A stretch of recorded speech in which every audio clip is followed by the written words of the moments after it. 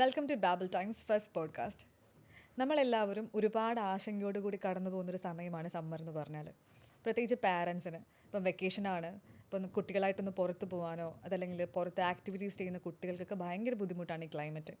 ഈ സമയത്ത് നമ്മുടെ കുട്ടികളുടെ ആരോഗ്യം എങ്ങനെ കാത്തു സൂക്ഷിക്കാം, എന്തൊക്കെ പ്രിക്യൂഷൻസ് ആണ് നമ്മൾ സമ്മറിൽ എടുക്കേണ്ടത് എന്നൊക്കെ പറഞ്ഞു തരാനായിട്ട് നമ്മളോടൊപ്പം ഇപ്പം അപ്പോളോ ഹോസ്പിറ്റലിലെ പീഡിയാട്രീഷ്യൻ ലക്ഷ്മി അർജുൻ മാം കൂടെയുണ്ട്. Ma'am welcome. Namaste, thank U.